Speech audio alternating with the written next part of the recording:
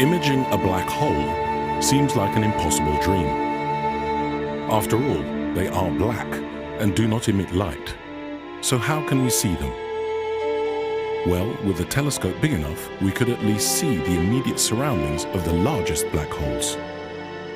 The supermassive ones that are millions or even billions of times heavier than our Sun.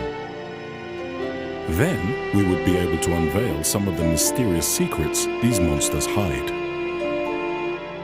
Except that when you do the maths, you find that to observe even the closest supermassive black holes, you'd need a telescope the size of the Earth.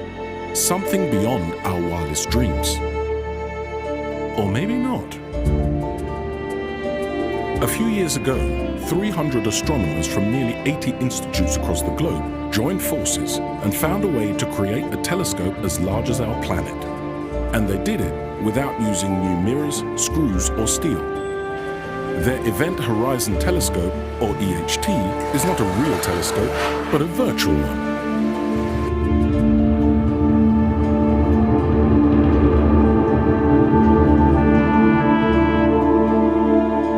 The stroke of genius of the EHT collaboration was in using powerful radio telescopes that already exist, including ALMA and APEX, co-owned by ESO. They combined their observations in a way no one had ever attempted before, with a technique called very long baseline interferometry. This may sound like sci-fi, but it actually works, as the EHT team showed back in 2019. That's when they revealed the supermassive object at the center of the M87 galaxy to the world. The very first image of a black hole.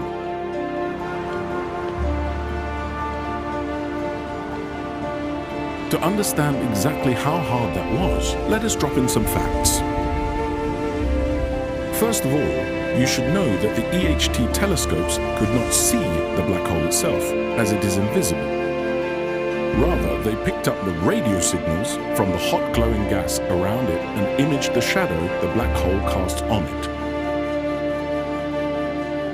To do this, the telescope antennas in the EHT array had to be pointed to exactly the same position in the sky at exactly the same time. The EHT can tell if one of these antennas is off by just a millimeter, and if the timing is shifted by a trillionth of a second, even though the telescopes are located thousands of kilometers apart. Imaging the black hole in M87 then required combining the observations of all telescopes in the network using interferometry. This technique works best if you have many telescopes, which wasn't the case. The team had 8 observatories, though now the network has grown to 11. So the EHT researchers had to develop special algorithms to be able to fill in the gaps and reconstruct their image. It was like staring at a puzzle with most pieces missing, trying to figure out what the whole image would look like. To determine if the result was scientifically bulletproof, they used a variety of methods. Computer simulations to identify errors introduced by the telescope network, different teams working in isolation on reconstructing the image in different ways, new techniques and software. It took years of work until they were sure they had done it right. Only then did they show their image to the world.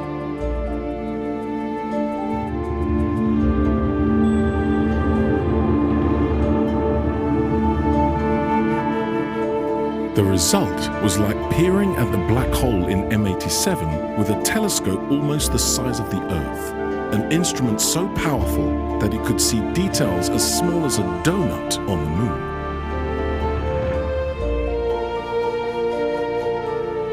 So what's next for the EHT?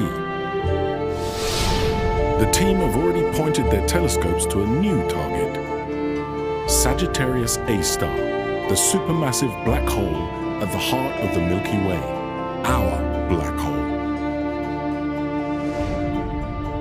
Sagittarius A star is much closer to Earth than the supermassive black hole in M87. So you may think that imaging it is a piece of cake by comparison.